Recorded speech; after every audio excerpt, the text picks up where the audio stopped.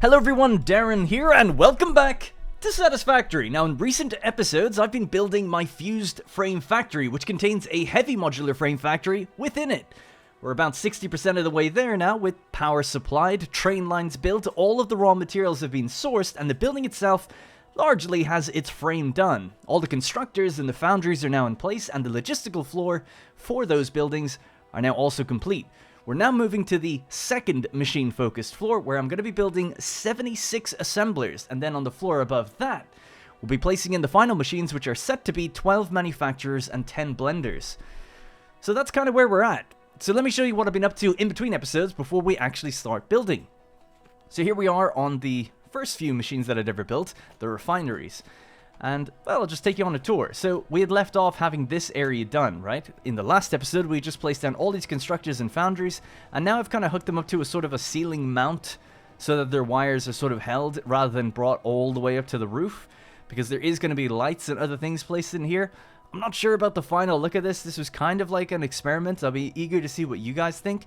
There was a few people in the comments who said maybe you could feed the power lines downstairs. I'll show you why in a minute. That's not a good idea. Downstairs is busy. But I was kind of toying around with the ideas of putting in these like LED lights and stuff, or maybe you could change the color of them altogether. You could also use not the painted beam, but you could use the steel beam, maybe. So I'm kind of toying around with how to kind of hide these, or not hide these wires, contain the wires and make it feel like a factory. Another idea I thought is this could extend out and then run along the hallway above where you're walking, and that way we could actually have separate lines and control it in a power control center to switch on and switch off the different groups of machines. Now, these have all had their names and numbers updated now, so they should be correctly labeled so we can kind of see them, and you'll see why that's important, especially when we get to downstairs, and especially if I'm ever to come back to this factory. This stuff is really important because otherwise there's no way I could remember what's going on in here. And I think that might be a big reason, perhaps anyway, a lot of people restart their games and never keep going.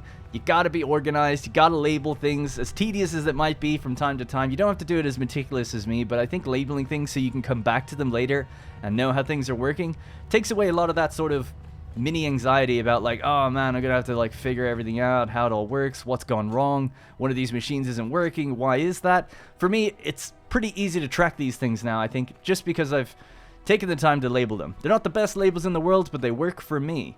So you might be wondering what the labels mean, SP61, etc. SP just means steel pipes, so they're labeled based on what they make. And I try to use 2 letters if I ever can, because obviously some items have the same first letter, so that breaks it up a little bit as well. Now, I can't remember if this was in the last episode or not, but I've placed smelters here instead of what was actually initially planned, which were, I think, more foundries. I was actually low on copper, and I was going to be mixing, I believe, let me just check. I think I was going to be mixing iron ore and copper ore in a foundry to get iron ingots. I'm pretty sure that's a recipe. But I decided against it because I'm kind of low on copper ore just in this vicinity. And I was going to initially pull some extra in from over there, and I was like, there's no real need to do that because I actually have too much iron. So why wouldn't I just smelt it regularly? So we're getting the same outcome, right? We're just getting the same amount of ingots, but instead of foundries, I've used smelters now instead. We could talk through that maybe a bit more in future when I show you the full top to bottom recipe of this whole place. Then we just have a final batch of constructors, the IP iron plates 1 to 11. I have recentered these now. People had pointed out that they weren't actually central, so that's hopefully fixed. Thankfully, in Update 8, we're going to be able to do that way easier with the new nudge mechanics, especially for blueprints and stuff, right?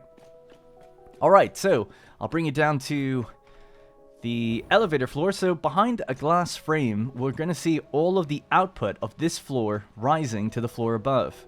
So the way I like to do my factories, I've got like logistical floors, and then I've got machine floors, and that's kind of the idea as we build up. So the thicker floors are obviously for the machines, and then the smaller floors are for the logistics. Something else I've been doing between episodes, I asked you guys in the previous episode, let me just actually break out the hover pack real quick. I asked you guys in the previous episode, what do you think of this? People like the design, right? I mean, it's not a super original design, people have done these before, but the double street light with the power pole in the middle and then the kind of power line tucked underneath below. People like the look of that. But few people had also been debating and saying like, I don't know, it stands out on the bridge a lot, you know? It's kind of a small bridge with a fairly big light post. And they were saying, could you not do like LED strips or something? So that's what I've done. I've just to show it, I've done LED strips on the sides, and then like smaller ones here, just to show the idea that you could do that the whole way, and I'd just be curious to see what you think. What do you think is best? I ask because the difference here is that the lights will go off during the day, and they come on during the night, and they create true light that bounces or hits other material. This doesn't. This actually creates light that only hits your screen, and it sort of fakes it. Now, at the end of the day, I guess it still looks like it's lit, but it won't actually light up the ground. Now, however, I think with the trickery that they do in the game, it'll probably, in Update 8, actually light its surroundings, because with Lumen in Unreal Engine 8, they sort of take screen space reflections and then map it to the real world. It's sort of like fake ray tracing. So that might actually create light in future. I'd have to go back and look at one of the Coffee Stain videos on that. Anyway, just something I thought I would ask about. It's bearing in mind I can't switch the LEDs on or off, right? So they'll be on all day. So also think of that, I guess. Alright, so you may have caught a glimpse of what the hell's going on down there. So the idea here, just really quickly, was if you remember all the way back to my motor factory, it's where I toyed with the idea of having these glass cases where goods rise up from the floor below. And we've got this place makes a lot of stuff, so we have a lot of belts that are going to be carrying things upstairs. So let's go downstairs and actually see what's going on. But I'll take the original path so that you can actually see where it would be if we were to just be walking around like normal, which will be down here. And this is going to have to be a tower that rises up, so we can go all the way up as well in future. Alright, so we go down one floor, and here we are at the logistical floor. This is why it took me a while to make this episode. A lot has been going on between episodes. Welcome to the logistical floor for all of the machines you see above. Now, because we're dealing with such vast amounts of resources, at least for me, I know this is still relatively tame to what some extremists out there may do. We're still dealing with a lot. I initially spec'd this factory, if you remember from the first episode talking about it, to only ever have one belt for everything. Not for every good, but in terms of no good would go above 780 on a single belt, and that way one belt could carry everything it needs to all the machines that use that thing. But then I said, we're probably going to need more heavy modular frames and fused frames. Therefore, we have this abomination in front of me, which is dividing up belts and separating things and moving them around up and over each other, all sorts of crazy problems. So just to kick it off, for a quick explanation before we actually get to the building, is we have categories. So they're labeled by what category they're sort of on, like R, W, F. Can't remember exactly why. I think W is for wire, R is for refineries, so it's not very consistent. F is for foundries. So I actually did it by machine, but then sometimes I guess I didn't do... You can't have constructor and have different constructors making different things, so it's a bit messy. Might rename the main labels, but other than that, you'll see how this actually is working out pretty well. So I like to think anyway, if we come back to this factory, it should be easy to see all this stuff. And I might make a walkway that lets me walk in and around it. I wanted to get everything in place first, and it's technically not done, which I'll mention in a few minutes why. So here we have the R category, right? Refiners. And then we have R1 to 6. We're taking in 56 water per minute, right? So we can see the good, we can see the direction it's flowing, the number of machines it's feeding, and the amount that it wants to feed. Now, if I ever come back here and I don't understand these amounts, I've got a little legend here that will tell me. A fix-it employee guide, if you will. So we have an example sign, R13 to 17, 480. And then the direction and the water. So it shows me there, that's the machine ID, the optimal input. So it's not what the belt is carrying, but it's what the machines want. It's the optimal input. The flow direction and the resource type. And then blue labels are going to be the input, so anything that's traveling into a machine. And then the red labels are anything traveling out of a machine.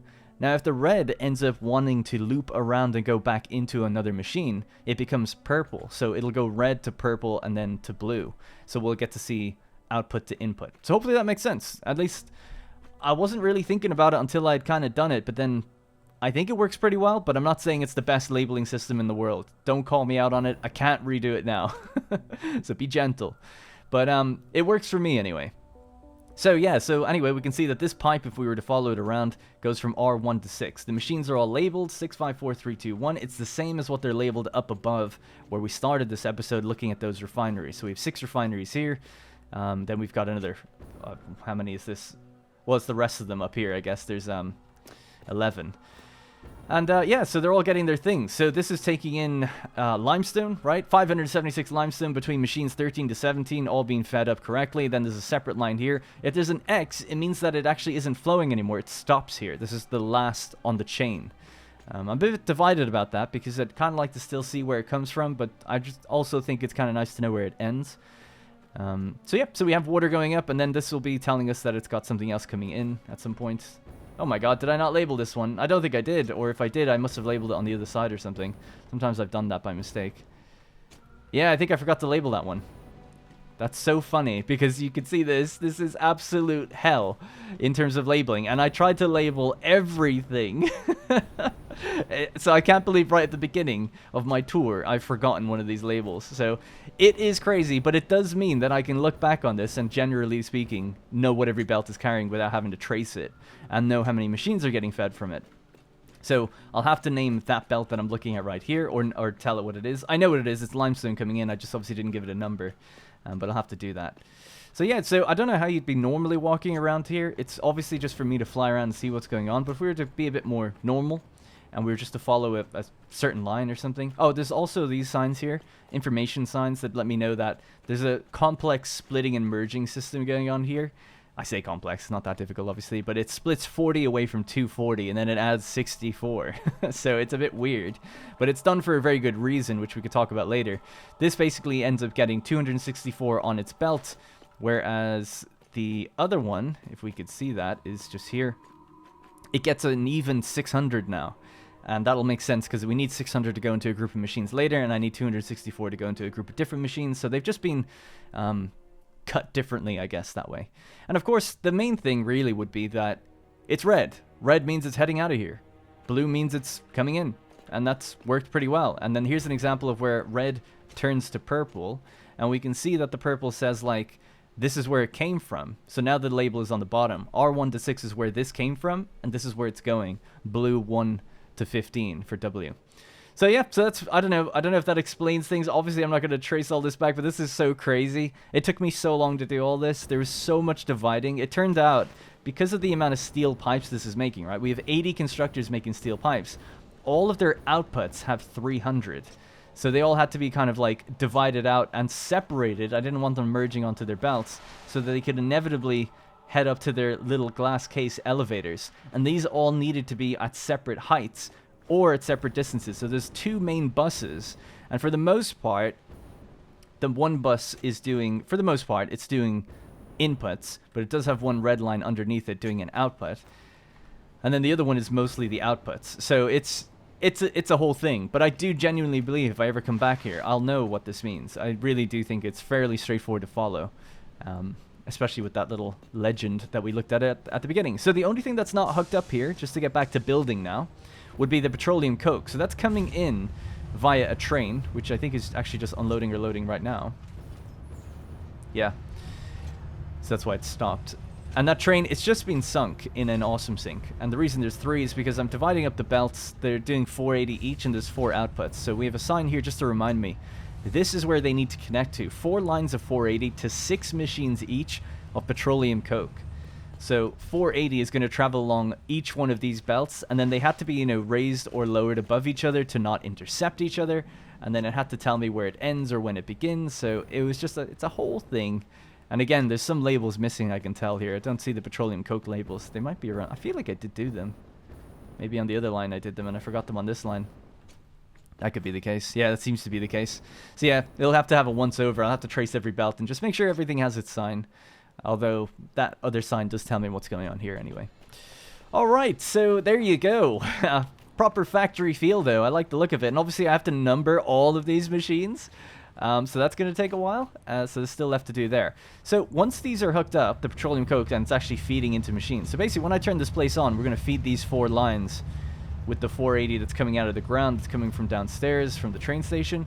The other thing would be managing somewhere that we actually handle aluminum casing. Aluminum casing has to come up here from one of the trains and then feed its way out and up to one of the top floors, because it's going to go to the blenders, I think. So it's very high up. And then obviously last thing would be that the heavy modular frames and the fused frames need to find a way out. So they need to get down here as well. So until that's done, I don't want to build any walkways or anything to walk around, but that would be the final step. Having a nice little walkway system that can at least let me kind of not be looking up all the time, at least some of it. Some of the time being about here, looking down on these things. But I think it's generally quite well organized. If we're just to fly one last time sideways, we can kind of see, you know, it's just rows of machines. And then the buses at the far end of this are the thing that's really complicated, where they're going up and over each other. They just all have to be built at different heights, which is the thing that took me the longest to kind of get my head around, because I didn't want any belts crossing through each other. But it works, so I'm happy about it. All right, should we get to it? So you can see I was actually blueprinting a blender over there. And we'll be thinking about that later. I don't know if I'll even get to it today. It depends how these machines go. But the first on our to-do list is assembly. So we're going to build the assembler floor. And that's something like 76 assemblers, I think. So we're going to go upstairs for that. I'm obviously going to have a better way to get around as well. The area where those awesome sinks are sort of reserved for having hypertubes and stuff. So that's the plan there. All right, we need to go upstairs. The only way I can do that is flying with my hover pack over on the far side. So we'll just run over there. And then, well, actually, very last thing, I'm going to just quickly hop downstairs because I want to show, obviously, what we're going to be dealing with. So if you remember in the previous episode, I had all of the recipe laid out here. Although I think it's still using the old foundries. I didn't update it to say that we're using smelters, as I mentioned. But other than that, we're fine. So I'll just wait for the autosave, zoom in, and then we'll get cracking on this. So what we're going to be building first is pretty much right in front of me. There we go. That was a long one. It's the assemblers. So we're going to make 12 assemblers, taking in the iron plates and the wire that's coming from, you know, the constructors before. So we need 213 iron plates, 426 wire. That's how much we make down here. That's how much we make there. Should be totally fine. So 12 assemblers making reinforced iron plates. And mistakenly, that number is just missing right now. I did notice that actually the previous episode. And why is that? That's because we need to be making 64. All right, so it's going to be 64. That's going to go into another set of assemblers, taking in those plates, and then mixing it with some steel pipes. Then we'll get our modular frames out, 96. Then, separately to all of this, we're going to take in some of that concrete we make with the refiners, and then some steel pipes. Again, that's almost the rest of the steel pipes, but we reserved some of them. Making encased industrial beams, 120. And then, those things can all go into the manufacturer. Manufacturer is going to be taking in its concrete, its steel pipes, its modular frames, and its encased industrial beams, throwing out 36 per minute, hopefully. Those 36 per minute, we're going to take 16 of them and put them into 11 blenders, or probably I will actually do 10 blenders and overclock one rather than underclock an 11th. Mix it with that nitrogen gas we got a long time ago, and the aluminum casing which we got a long time ago, and boom, we have our fused modular frames, at least in theory. So that's the plan. Alright, so we'll just run quickly upstairs again and hop onto the hover pack, and then we can get building. I've got some blueprints made already for basically what I want to have done, and then I think I'll just do some of that logistics stuff like this off camera, because it's so trial and error. There's just I'm just nowhere near good enough to be able to pull that off in one go. You need to sort of figure it out and take a long time to look at where belts are moving and how to organize it. At least I do. Alright. So we'll hop over down this way. So I have some power being drawn out this way so we can just fly up. And I'll just extend it a bit higher as well anyway. Yeah, so let me just grab this. Fly here. Grab this. I'll just bring it up the walls with me.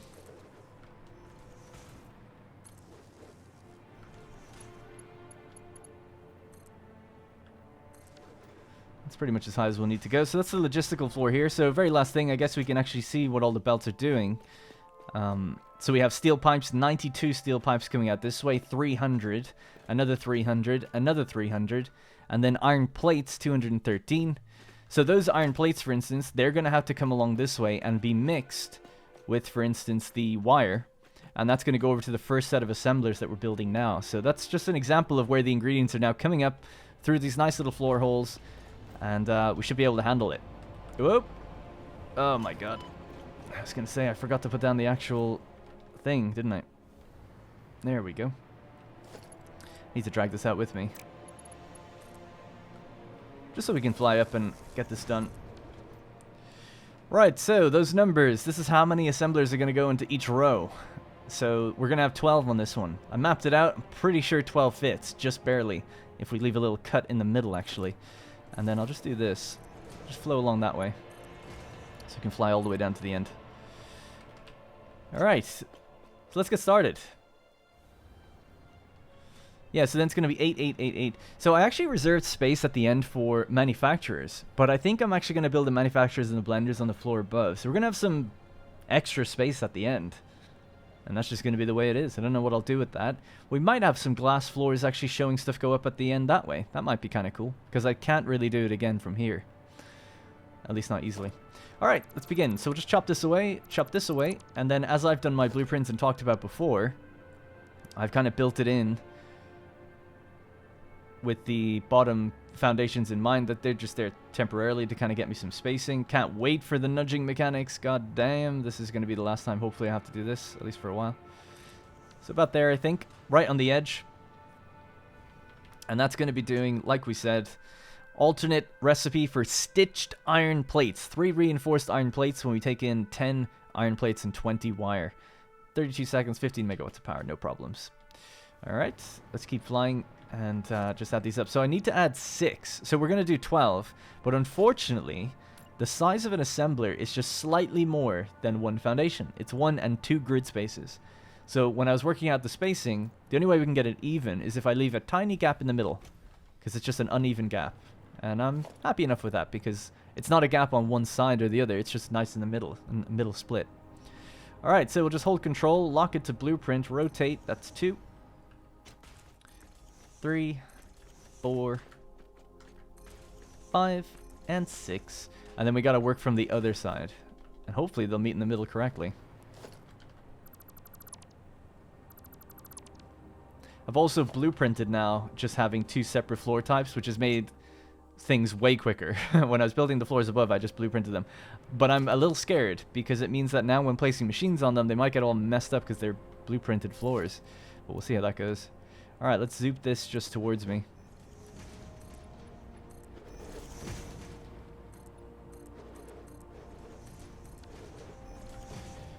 Alrighty, whoops.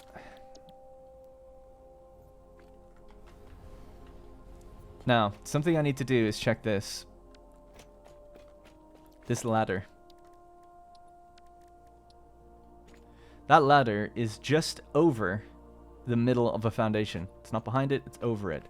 And again, the uneven size of this means that we're closer here than we are here. But there's nothing I can do about that. I actually tried it in the blueprinting to see if a floor hole could be 1 tile back, but the tube doesn't reach over, and I'm not going to put belts in. So it's got to be uneven. But it's good to know. So the ladder is over the middle. Okay.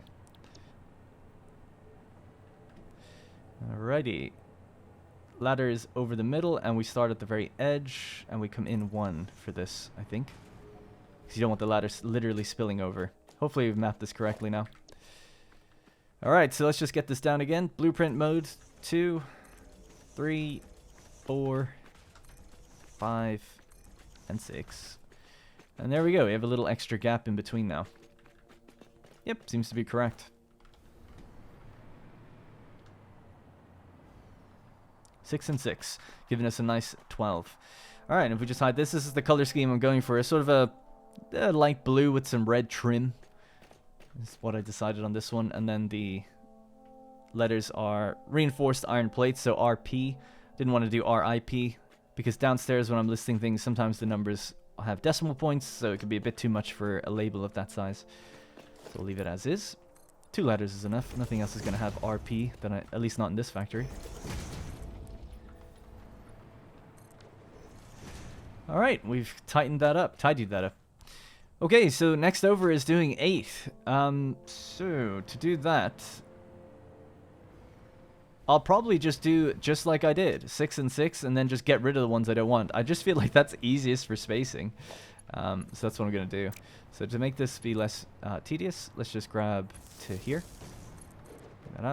Bring that out. Alright, now we can just fly. And let's just patch this in while I'm looking at it.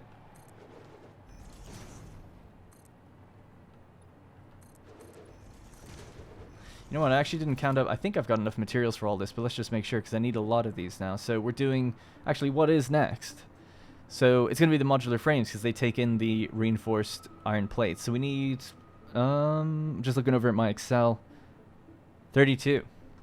An even 32 to give us 96 modular frames. Looks like I've got everything I need for it, so we're good. Alright, let's begin. Won't be able to delete my blueprints instantly though, unfortunately. Yeah, let's just do this. Let's get rid of that bottom area too, and just clean up this one thing correctly first, before we progress any further. So 1, 2, 3, 1, 2, 3. Floor holes are nice and succinct.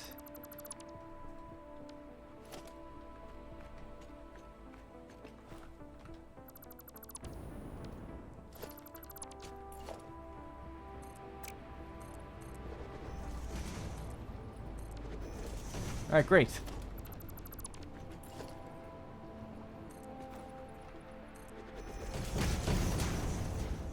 So this is just the little worker floor to make me make my blueprints work off of. Just because of my bad design, basically. Alright, there we go. Alright, let's try this again. So they're done in the same way, same design. So we'll see if we can spill over that middle layer again. And then we'll just do 6 and 6. Just to be very consistent, did I do the ladders on the left side? Yeah, left side. Okay.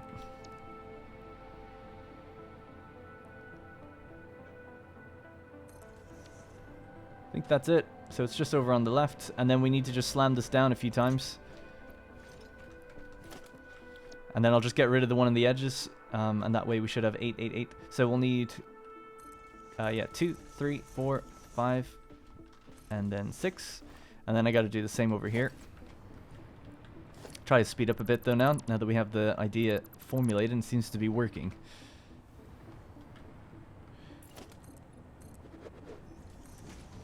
Getting a little low on steel, actually, I've noticed. So I might have to go make a run for that, or might have some nearby.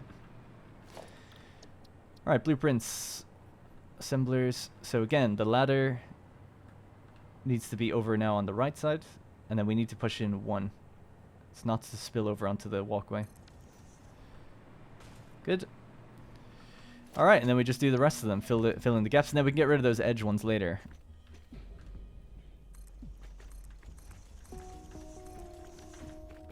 So it does mean that we're going to be leaving, you know, a gap of 2 foundations on this side, but I don't know, whatever, man. I feel like it would be weird if this was then, if this line was spaced and the line behind it wasn't. I think that would look strange, but I did think about it. I was like, oh, I could build this in the blueprint designer to be more spaced and try to use all of the area, but I just think that's strange. You could also get rid of maybe... Nah, that'd be weird. I was going to say get rid of the middle ones or some stagger them or something, but no, it's fine. Just cut these 2 away, and then we're left with 6 in the middle. These 2 and the 2 on the end, so we're left with 6 in the middle. Sorry, 8. Yeah, 8, 16, 24, 32. That's what we're working towards. Did I mess this up, though? Because 8, 16, 24, 32. I did, actually. Oh, that's actually kind of a good thing in a way. I know it sounds strange to say, but it looks like I only wrote... Oh, wait, no, I didn't. I did do it correctly. Oh, okay. Because I was saying, like, I left this space for manufacturers, and then I'm not going to use it. So I was thinking, oh, it's kind of working out, actually, if it turns out I needed more space than I have. But no, I've actually done it correct, so it's fine. Alrighty. Anyways, enough blabbermouthing. These ones are MF. Alright, so get rid of that, get rid of that. And we'll just fly over here. Again, also tried thinking of how to stagger them in front of each other, but I just couldn't get it to work, so we're just going to have to do this layout again, basically, and just do this multiple times over.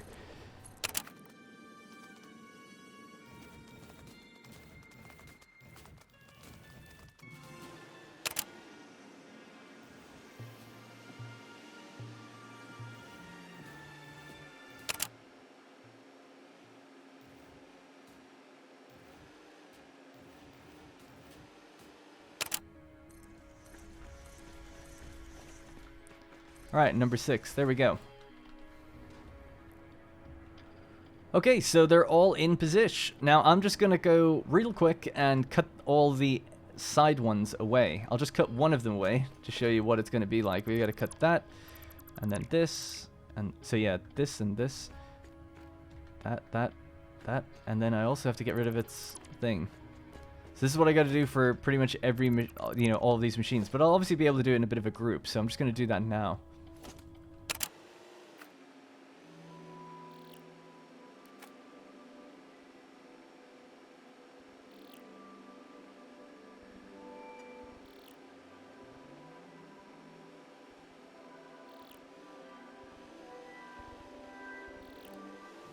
Alright, so there we go. So I've also cleared the steel foundations that were on the floor below. The ones that were just helping me to get the blueprints in the right position. So obviously what we're going to have to do here is have 2 inputs and then 1 output for every line of assemblers that we have, which means that we've got blue line and then red line. So red line always coming towards me, blue line always going away from me. And that's how that's going to basically work. This one will go from blue to purple because it will end up feeding into the subsequent 8 machines that we've, or 4 rows of 8 that we've just laid down here. So I'll have to get to work on all that logistics and stuff, but at least now knowing a sort of a pattern to follow, it should be a little bit quicker than it has been in the past.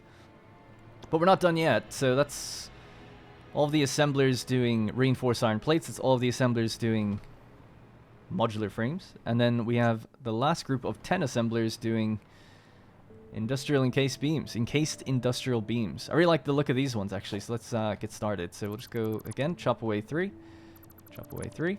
And we'll just do what we did last time, which is follow the same sort of pattern, but this time we can only have to chop away 1 on each side. So just float out here for a second if I can. It's the very same thing again, and just do the... I love the color of this one. I'm really happy with it. It's basically just like that cream color that's on industrial case beams. I just think it looks really nice for the machine itself. And then I'll do a nice reload of the game when we get all these down, and we'll see all the tubes in place correctly. Just really quickly, do I have enough to do all this? Let me see. So I needed 30 of them. I've already placed 1 down. Ooh, I'm a tiny bit tight on cable. But I can get rid of some of those power lines and we should be good. Alright. So let's go... Is that the right way? That's 2, 3, 4, 5, and 6. And then we start from the other side.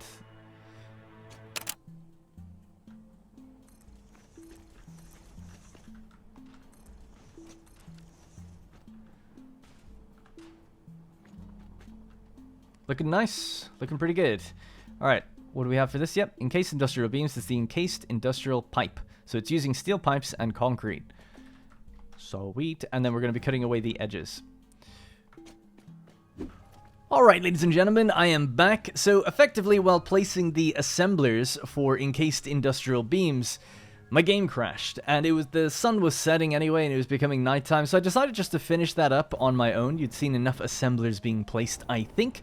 We can now continue with the next phase. So I've actually marked off already assembly on the to-do list on the right-hand side of the screen. Next up is manufacturing and blending, and then the logistics. I think I'm going to do the logistics in between episodes, because there's just so much to do. I'm not really sure how effectively I can really show even 1 or 2 examples without having to do so much of the busy work. But obviously the game is about seeing belts being hooked up and stuff, so I'm not really sure how I'm going to manage that going forward. Maybe time lapses or something? I'm not too sure, because there's just so much. But anyway, so we need to fly upstairs. I left the power out the other side. So initially, as I'd said before, this is where my manufacturers were going to go. But I've decided it just makes a bit more sense, especially with the size of the building and the structure of it, to just put the highest tier stuff up on top together, and then that way they share their own logistical floor to kind of share components. Heavy modular frames are going to be flying into the fused frame blender, so it seems to make more sense to put them on the same level together. So we're going to be doing that up here.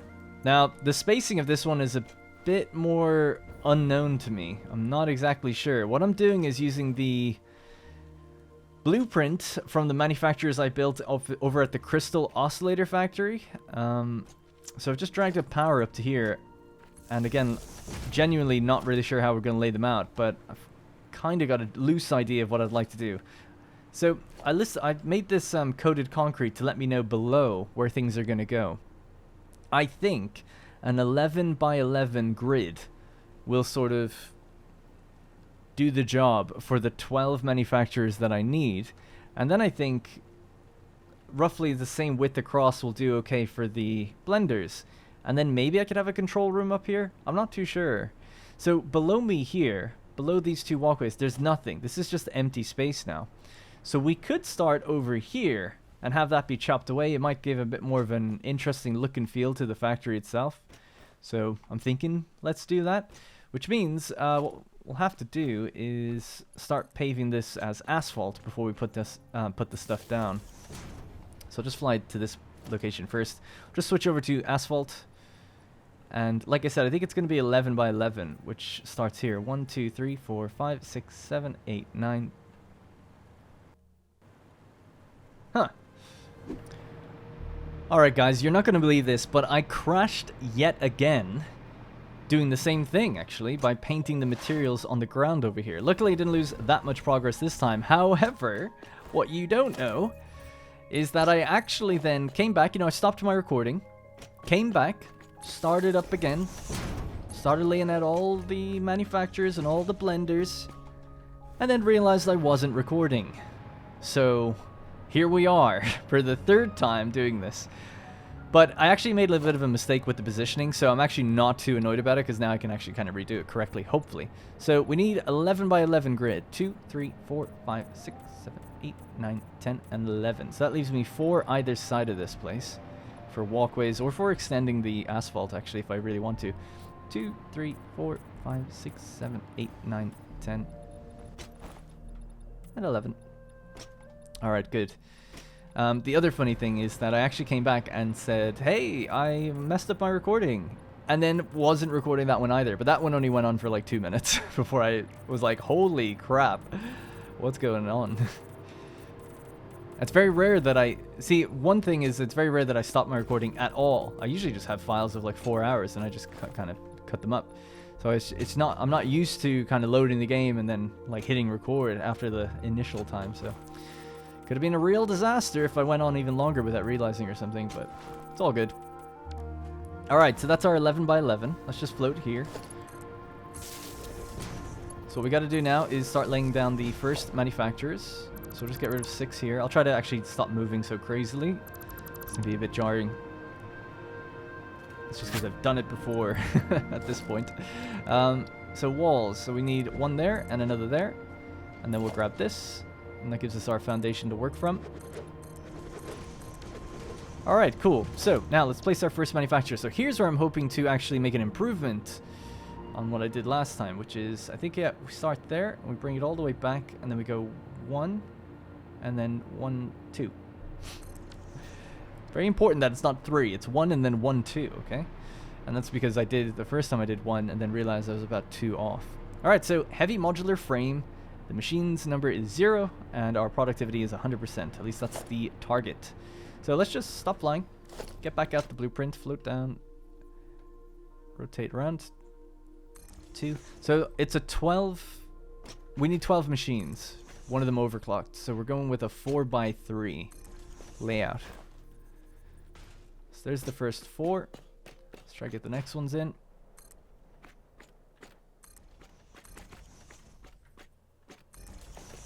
Alright.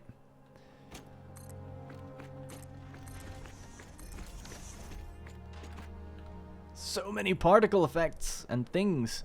There we go, we're looking good. Now how's the spacing? So it looks like I've ended just on the line of a halfway between a foundation, which is pretty good. But is it correct? So this is the line of a foundation here.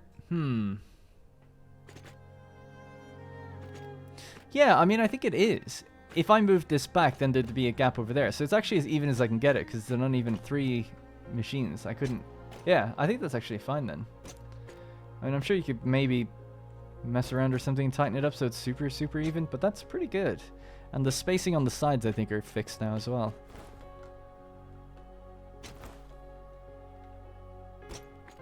Yep, looks like it's even spacing on the sides. Alright, so that's a little bit of an improvement from the thing you didn't see. Alright, so pretty happy with that. Let's just plug this back in. And plug this one back in. This one. And then downstairs we'll get the inside one. Alright, so now it's on to the... Well, hang on, this is just untoggled itself for some reason. That's done. Manufacturing is largely done. And then we get onto our blenders. So this has got to be 12 machines, one of them overclocked to 80%, I think. So you could have 13 machines with one underclocked to 80, or you could have 12 with one of them overclocked to 180, right? So that's what we're going to do. So we're going to go 180. That's going to give me 5.06 per minute. Now, it's a real weird number with this. You get 2.813 per minute. How strange. 2.813 per minute. So 11 of them are operating at that 2.813 per minute. That's 30.94, so basically 31. And now we're adding on whatever that was. What was it? 5.063. So let's go 5.063. And that gives us our 36.006. So we're basically doing 36 per minute with the slightest ever, you know, overflow. Tiny, tiny, tiny little bit extra. Alright, so yeah, pretty happy with that. So that doesn't really need to change. Did I set that to 180, did I? Yep. Didn't set the sign though, so just do that in future so we always see. I like the first one in the bunch to be the one that's overclocked. Or underclocked, just so that the first thing that gets fed a belt takes more or takes less than it needs to. Alright, so the next thing over then, so I'll need, again, about tile spacing here and here. That'll be a walkway, and then we start with the asphalt again. But this is different.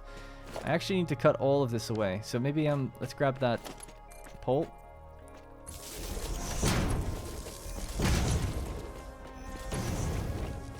And we can just fly and get a bird's eye view of this. Right, so we're starting in line with the one behind us. Go all the way down to there. I'm not sure how far across we'll go, maybe 6. Something like that.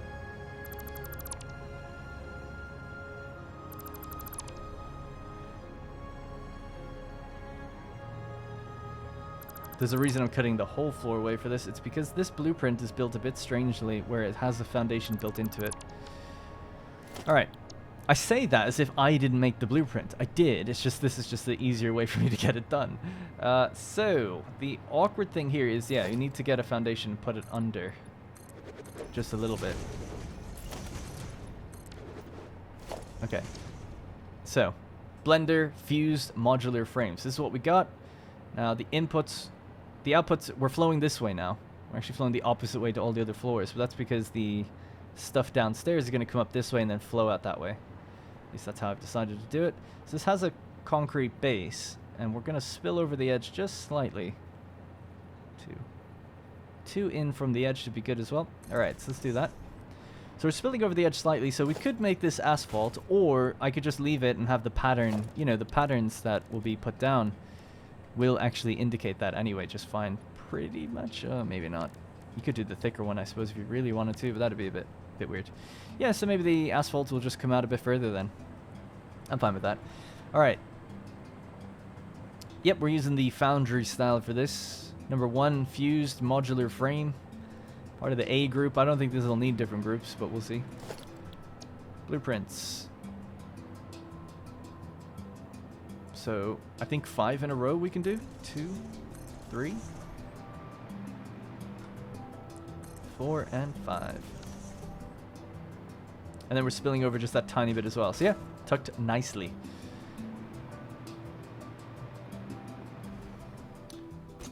This is the bit where I'm not too sure. So I guess we'll just grab some concrete here, float under.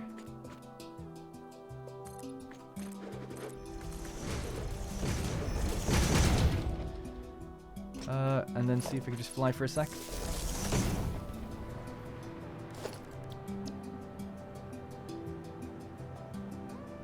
Alright, so there's our blender. So we want the same facing direction.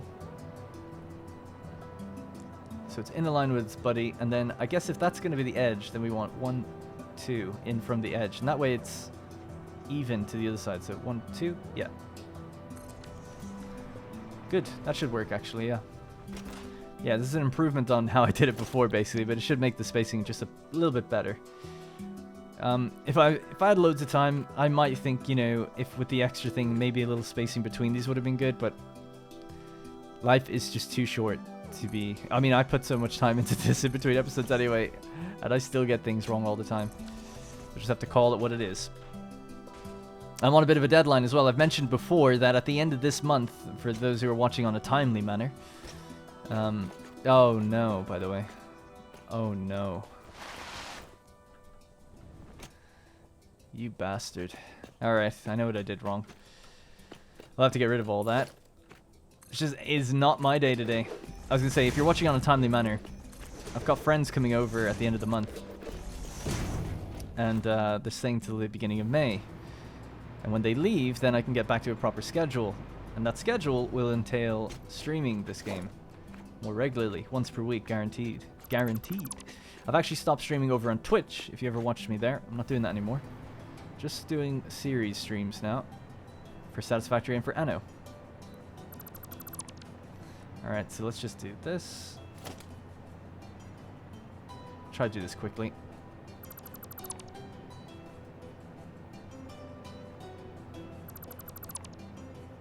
So get rid of all the pipes. You have to get rid of everything. If you want to blueprint it again, I mean, we won't have to do this in future.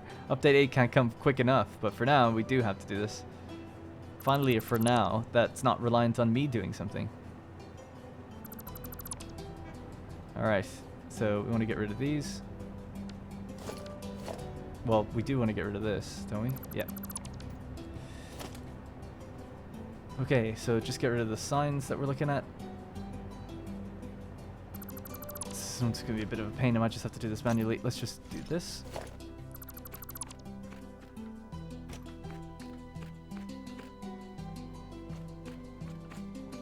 Alright, not too bad. But anyway, yeah, I'm really looking forward to it. Looking forward to being able to dedicate a bit more time to the series and then also be able to stream the in-between bits where I'm doing things like the cosmetics of the building, or the aluminum factory over there needs its cosmetics done. So I'm looking forward to coming over and doing that. I just feel like some of this stuff will be interesting to watch. The things that I feel like just generally won't be interesting, I'll just probably won't do on stream or just even show you at all. Alright, so this is the blender again.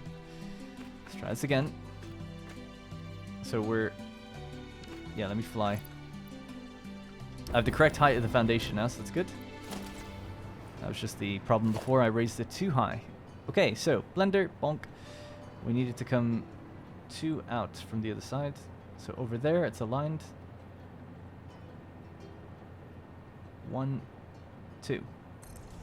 All right, here we go. So before I almost slammed that down just immediately. Thank Jeebus, I didn't. All right, 2, 3. I feel like Coffee Stain just want to troll you. It's like, I'm just going to rotate it just the first time. But then after that, we'll keep it all the same always.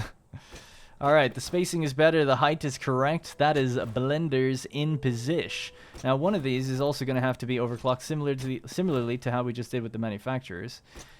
I love how I'm not overclocking the things that take basically no power, but I am overclocking the ones that take lots of power. So this has to go to 166.667%, giving us a nice and even 2.5 per minute.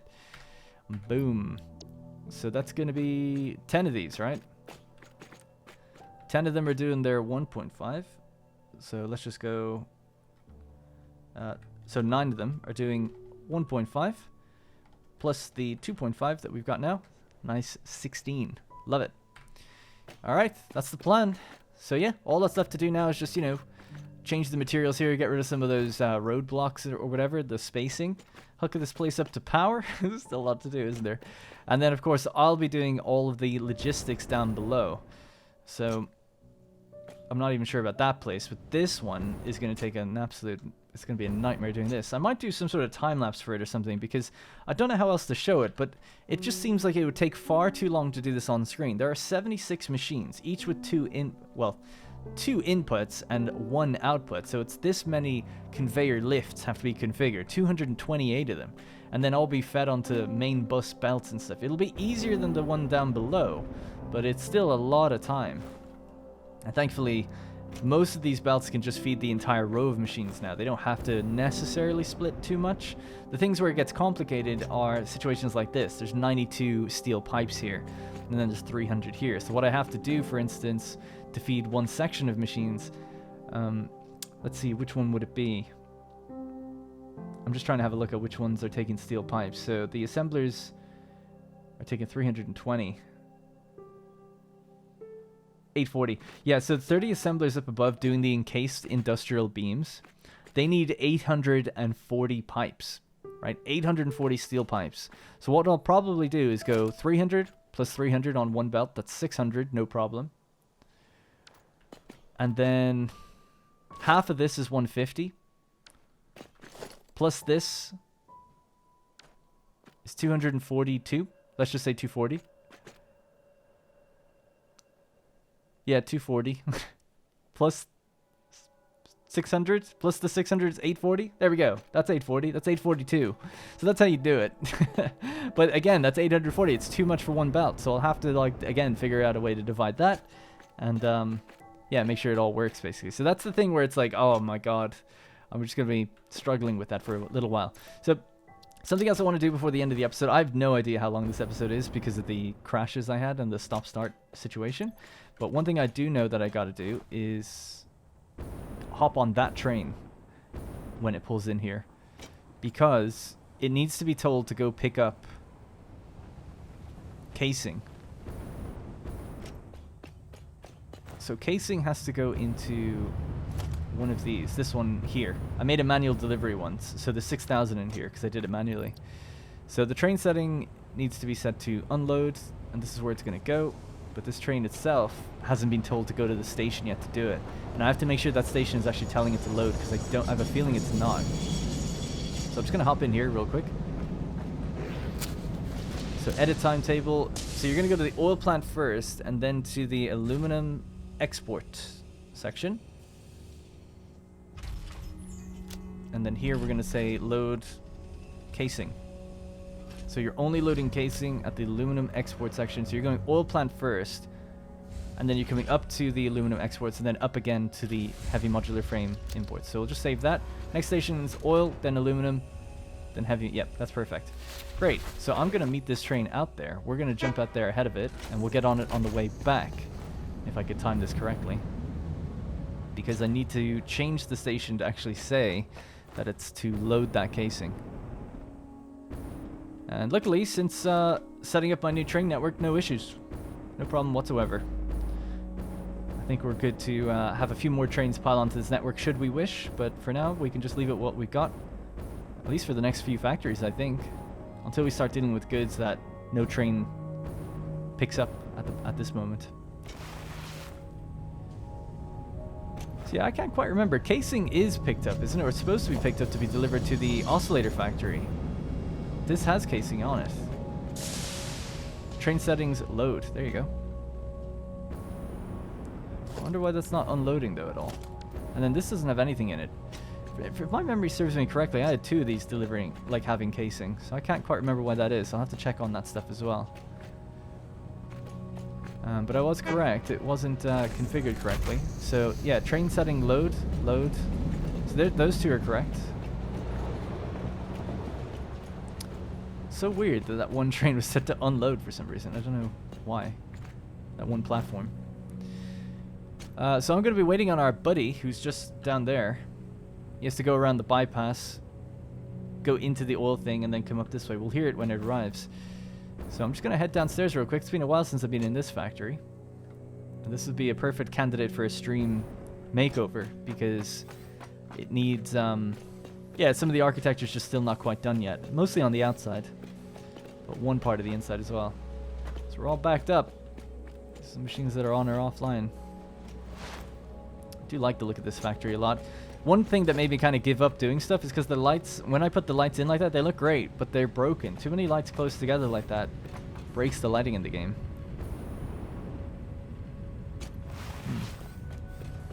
So that's the... casing goes up there on 2 separate belts, because it has to be 2 belts, right? Yes. For the amount we're making. We're making 1,500, or just short of 1,500. I need to secure some more bauxite if we want to get it up to 1,500. So, again, have to do that as well. It's one of those leftover things that I don't like leaving it linger there for too long. One thing I was kind of waiting on, though, I was thinking, like, well, if I get Mark III miners, then all I have to do...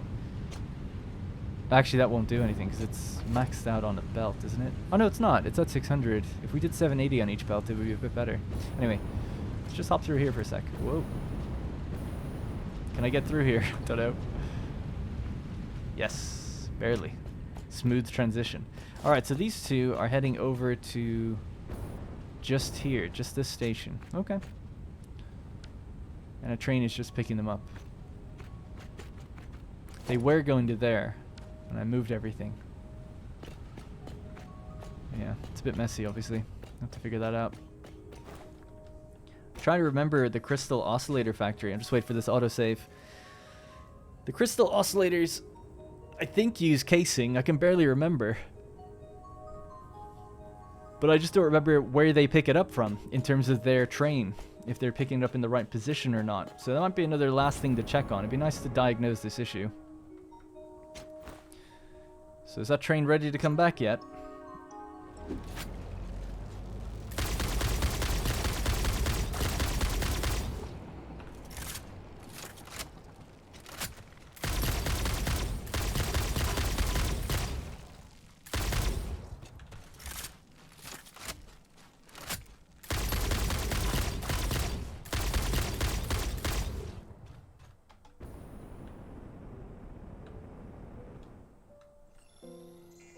Got him.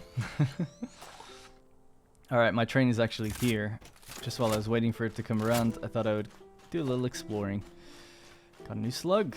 Alright, let's see. Did it load? It looks like it is loading correctly. Looks like it's already in.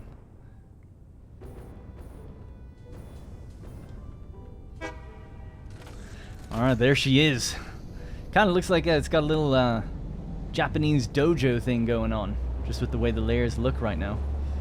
That could be a kind of cool design, actually, if you had the kind of curved ramps on either side or something. Might be kind of cool.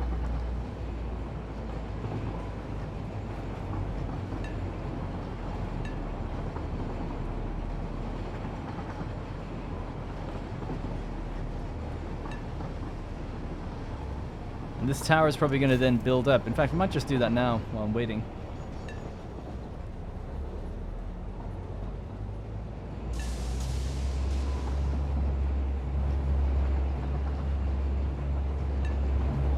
So how much do we have? We've got a full cart.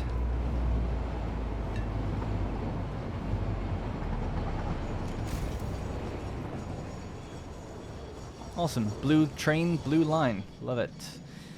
Alright, do I have what I need to actually extend this out? I've picked up some extra stuff back there. We've got some, yeah, silica and stuff is upstairs. We can just build this up a little bit and then I'll call it there for the end of this episode. So that does seem like that issue will be fixed now. That train should be loading and unloading just fine. Don't even need to look at it.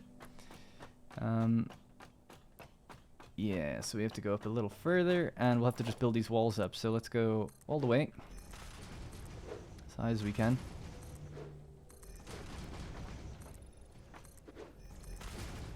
And then I'll just put in this stairwell and start figuring out, again, the hypertube situation. Because I have to climb really high to get up and downstairs now. So definitely need to put in the hypertubes for the next episode. So for the next episode, it's going to be basically powering this place on.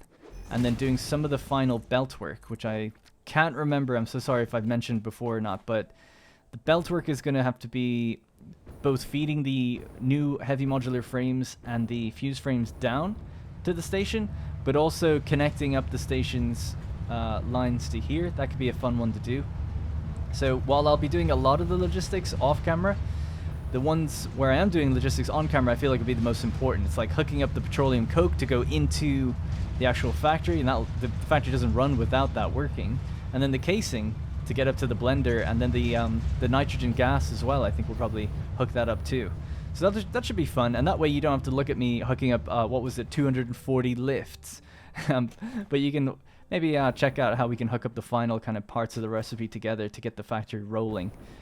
Because we'll give it a bit of a rolling start. I'll turn it on, but then it won't be making what it needs until we actually get those final belts hooked up. But it should be producing lots of steel and things like that.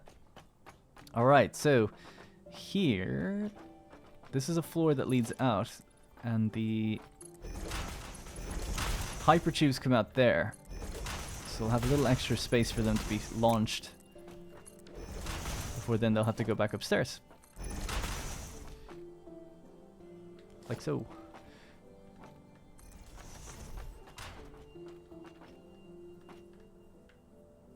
I think that's pretty much as high as we can go, actually, before we'll go to the next logistical floor. I'm just picking up some metal plates. I'm just a bit short. Is there any rods in here? Do I have iron rods? I got a decent amount.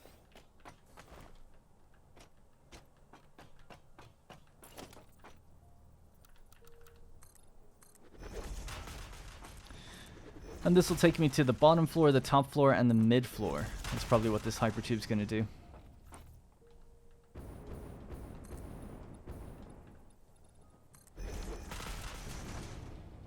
So let me just have a look across from us right now. Where are we? We're not there yet. That's where we need to go. So it's going to be a bit of a sky bridge situation then. That could be kind of cool. So to make this work, I'll actually need to... Damn, it's a bit awkward.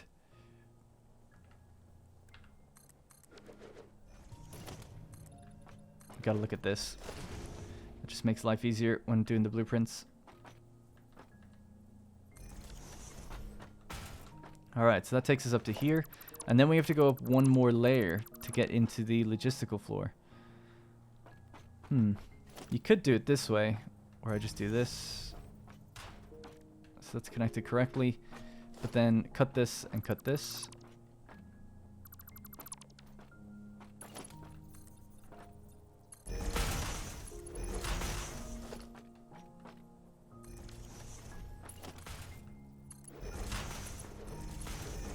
So I think that'll be it here. That leads us straight out. Yep. And yeah, I'm happy with that. We could have like a little barrier here, and this will just run us across the little sky bridge that takes us into the logistical floor. I want this to stay out in the open, let the chimney stacks breathe. There is foundries in there, I guess, but the ventilation system can handle that, whereas these ones, I don't know, they're actual chimney stacks. I feel like they should protrude out of the factory somewhat.